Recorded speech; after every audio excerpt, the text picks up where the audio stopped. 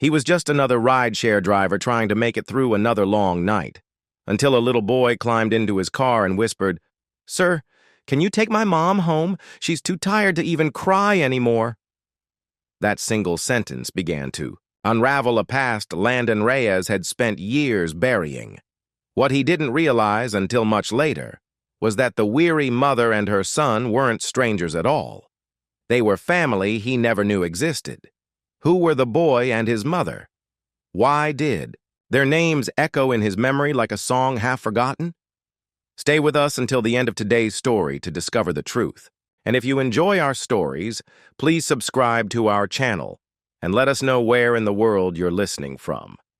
The rain was relentless that evening, tapping against the windshield in a steady rhythm as Landon sat slouched in the driver's seat of his rideshare car.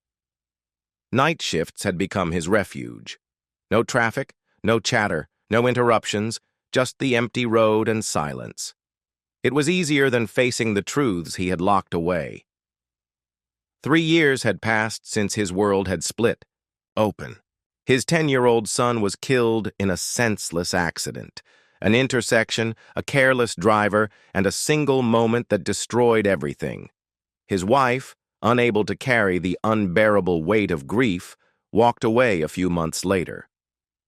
Landon had once been a joyful music teacher, a father who strummed lullabies on a guitar. Now he was only a man moving through the motions of life, each day a reminder of what he had lost.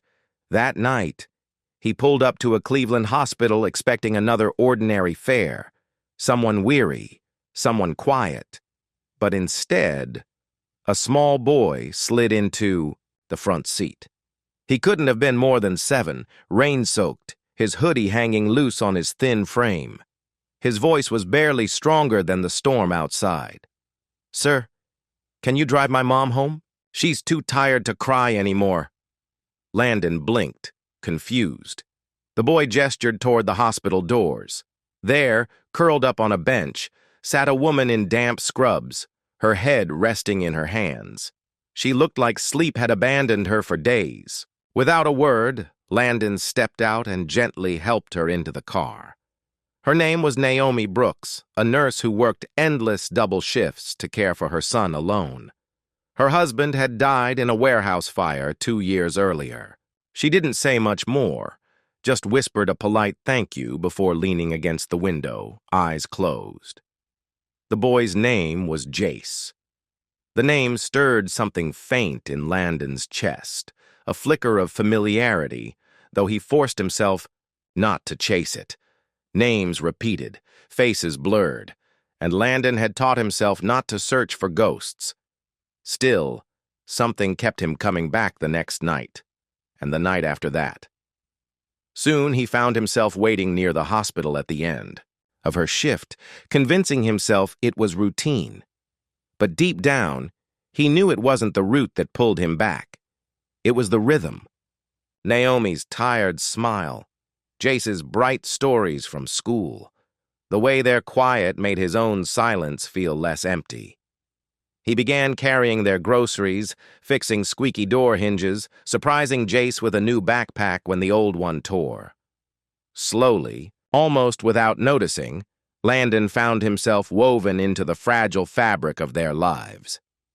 Then one evening, everything shifted. They were sitting together on the fire escape, staring up at the faint stars peeking through Cleveland's haze, when Naomi finally let the walls down. She spoke about grief, about raising a boy alone, about the man she had lost, Jace Sr., a firefighter who had run into the flames one last time and never walked back out. That's when little Jace lifted his head from his coloring book and announced proudly, "My name is Jace Jr." Daddy's name was Jace, too. "Mommy says I look just like him." Landon's heart stumbled. Jace Sr. No, it couldn't be. He forced his voice to stay even. Do you have a picture of your husband?" Naomi hesitated. "I packed them away. It hurts too much to look." But something in Landon's eyes must have urged her on. She pulled out an old shoebox from the closet. And there it was, a faded photo of a young man in a firefighter's uniform. Jace. Landon's Jace. His best friend from college. The one he had laughed with, dreamed with, the one he lost touch with after graduation. For years, Landon had searched, hoping to reconnect. But Jace had vanished. New number, no trace online. And now he was gone forever. The photo trembled in Landon's hands, his breath caught, chest hollow. I didn't know, he whispered. He was my brother. Not by blood, but by everything that mattered. We shared dreams, heartaches, stupid inside jokes. He was there when my world first made sense, and I wasn't there when his ended. Naomi's eyes glistened. He never said much about his past. I think he wanted a clean slate. Jace Jr., trying to piece it all together, said softly, Daddy used to tell me he had a brother, but he said he was far away. Maybe he meant you. That night, Landon couldn't stay.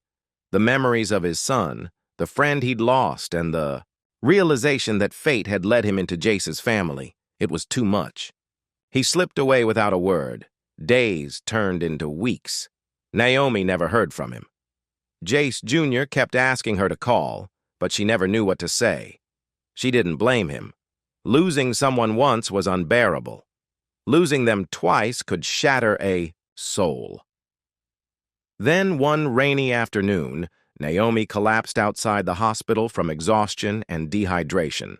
As doctors rushed to stabilize her, Jace Jr. clutched her phone and searched through the contacts until he found Landon's number. His small voice trembled. Mr. Landon, Mommy fell down. I'm scared. Minutes later, Landon burst through the ER doors, panic etched across his face.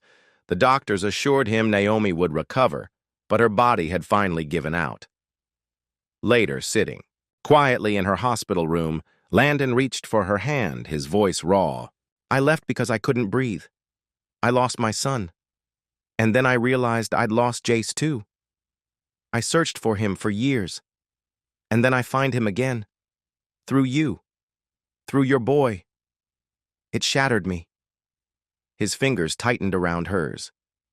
I don't know what the rules are. I don't know if this is right.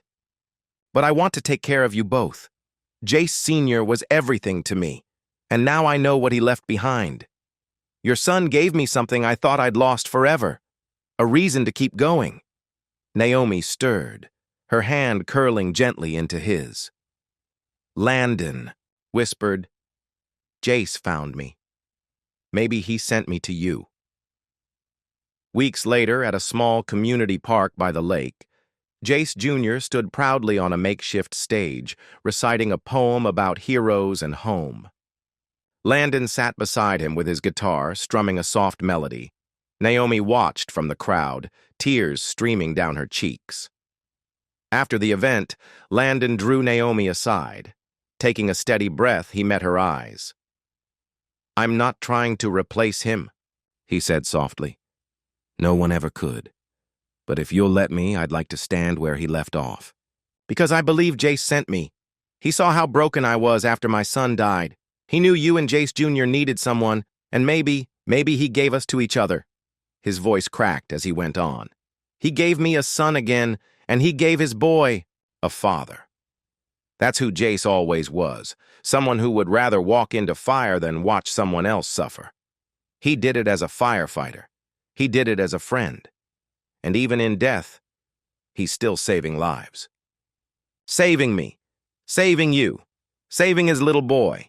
Naomi's lips trembled as tears spilled over. She didn't answer right away, but her fingers gripped his. Soft, steady, certain. Slowly, she nodded.